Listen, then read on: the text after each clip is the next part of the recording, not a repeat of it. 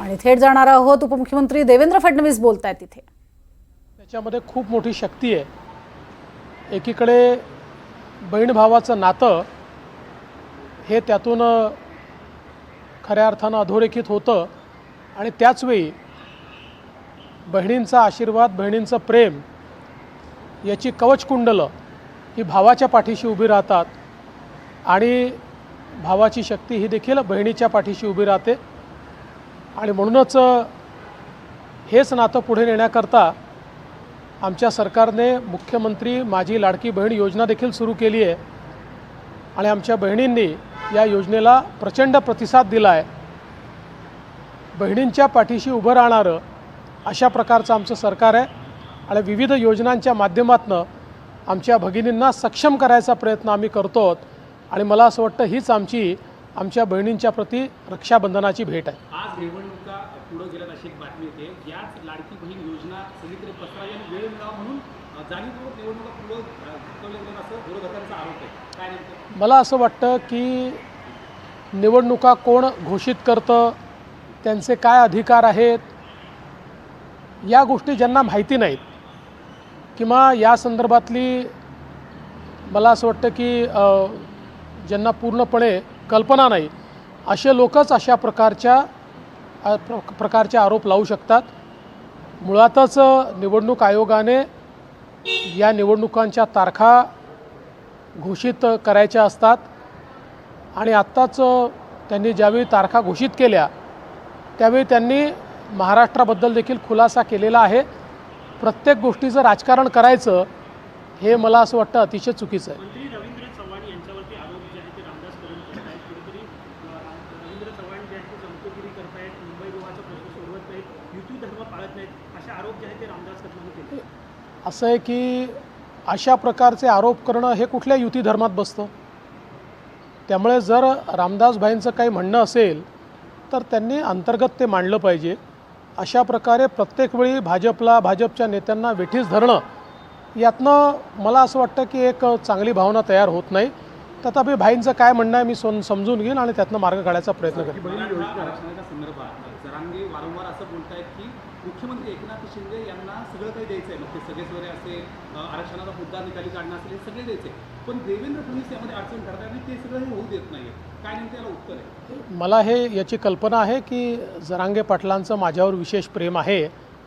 पण हे देखील मला या निमित्ताने सांगितलं पाहिजे की राज्याचे सगळे अधिकार हे मुख्यमंत्र्यांकडे असतात.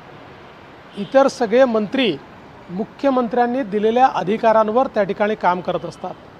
आणि मी तर त्याच्या पुढे जाऊन म्हणेन, कारण शिंदेसाहेब आणि मी एकत्रितपणे काम करतो. शिंदेसाहेबांना पूर्ण पाठिंबा आणि पाठबळ माझं आहे.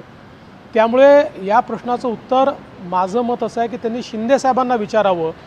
आणि मुख्यमंत्री एकनाथराव शिंदेजींनी जर असं म्हटलं की मराठा आरक्षणाकरता कुठलाही निर्णय घ्यायचा त्यांनी प्रयत्न केला आणि तो प्रयत्न मी थांबवला तर त्या क्षणी माझ्या पदाचाही राजीनामा देईल आणि राजकारणातनं देखील निवृत्त होईल. याचं कारण एक लक्षात ठेवा, आजपर्यंत मराठा समाजाकरता जे काही निर्णय झाले ते एक तर मी केले, नाहीतर शिंदेसाहेबांनी केले आणि शिंदेसाहेबांच्या पाठीशी भक्कमपणे मी उभा राहिलेलो आहे. त्यामुळे अशा प्रकारे जाणीवपूर्वक नरेटिव्ह तयार करण्याचा प्रयत्न अतिशय अयोग्य आहे. मी पुन्हा एकदा सांगतो, शिंदेसाहेबांनी जर या ठिकाणी सांगितलं की मराठा आरक्षणाकरता त्यांना निर्णय घ्यायचा आहे आणि त्या निर्णयामध्ये मी अडथळा निर्माण केला आहे, मी निर्णय होऊ दिला नाही, त्या क्षणी राजीनामा देईल आणि मी राजकारणाचा संन्यास देखील देईल.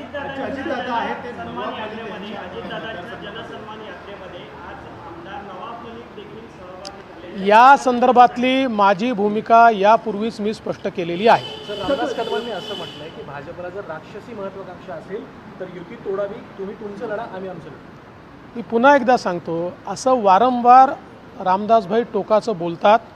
त्यांनी आमची मनं देखील दुखावली जातात. शेवटी आम्ही माणसं आहोत.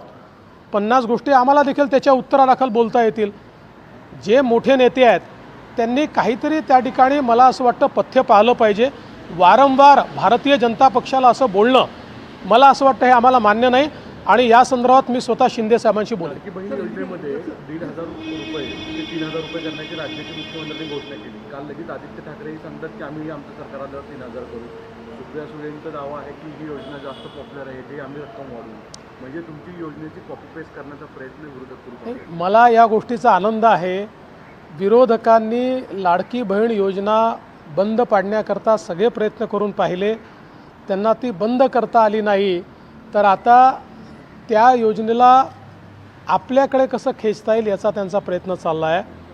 पण जनता त्यांना एकच सवाल विचारेल, तुम्हाला इतके वेळा संधी मिळाली, ती संधी मिळाली असताना तुम्हाला बहिणींची आठवण का आली नाही?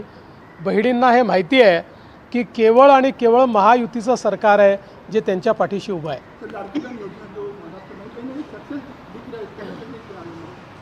निश्चित रूप से हमारी बहनों ने इस योजना को बहुत अप्रिशिएट किया है. हमारी बहनों ने इस योजना में बहुत अच्छी सहभागिता दी है और सरकार बहनों के पीछे है. सरकार बहनों को सक्षम बनाकर रहेगा.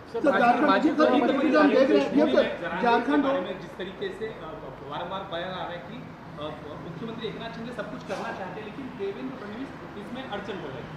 देखिए, मैं बहुत स्पष्ट रूप से कहता हूँ, मुख्यमंत्री जी को सारे अधिकार होते. कोई मंत्री मुख्यमंत्री जी से बड़ा नहीं होता. मैं और मुख्यमंत्री जी साथ में मिलकर काम करते. मैं पूरी ताकत से उनके साथ में खड़ा हूँ. और जहाँ तक इन आरोपों का सवाल है, मैं तो श्री जरांगे पाटिल इनको कहूँगा, वे स्वयं ही मुख्यमंत्री जी से इस सवाल को पूछे. अगर मुख्यमंत्री जी ये कहते कि उनको मराठा समाज के लिए कोई निर्णय लेना था और उसमें मैंने अड़ंगा लाया, उसी समय अपने पद का भी इस्तीफ़ा दूंगा और राजनीति से भी मैं अपनी रिटायरमेंट घोषित करूंगा. इस प्रकार से झूठी बातें फैलाने में कोई मतलब नहीं है.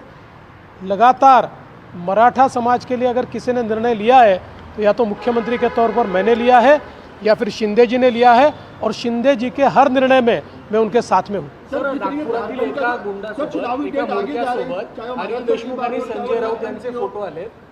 अनिल देशमुख आणि संजय राऊतांचे एका नागपूरमधील टोळीच्या प्रमुखासोबत फोटो आले. नितेश राणे यांनी ट्विट केलं की आधी तुम्ही स्वतः अशा प्रकारे गुन्हेगारांसोबत राहता आणि मग सांगता की नागपूरचा माणूस आम्हाला जेलमध्ये टाका. असं आहे की आपण सगळ्यांनी वसुली सरकार काय असते बघितलेलं आहे. वाझे यांना नोकरीमध्ये घेणार नाही अशी भूमिका मी घेतली होती. त्या वाझेंना नोकरीमध्ये घेणारे कोण आहेत?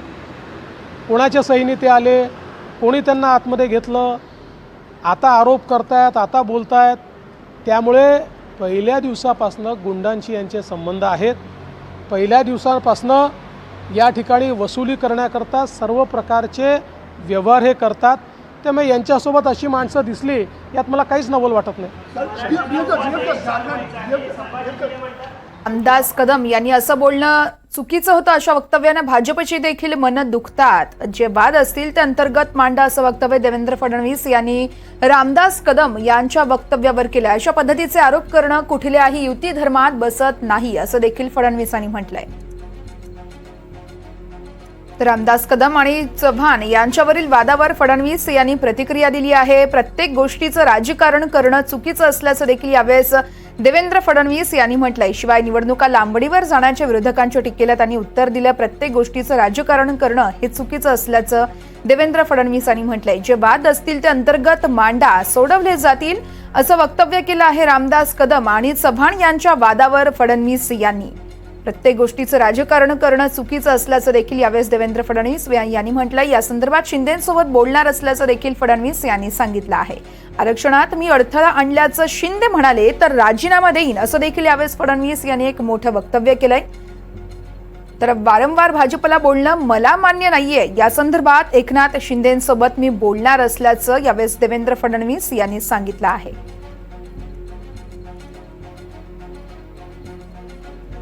पण पाहतोय कदमांच्या वक्तव्यावर यावेळेस शिंदेंसोबत मी बोलणार असं फडणवीसांनी सांगितलं. अशा पद्धतीचा आरोप करणं कुठल्या युती धर्मात बसतं रामदास कदम वारंवार टोकाचं बोलत असतात असं देखील देवेंद्र फडणवीस यांनी म्हटलंय. अशा वक्तव्यानं भाजपची देखील मनं दुखतात असं फडणवीस यांनी म्हटलंय.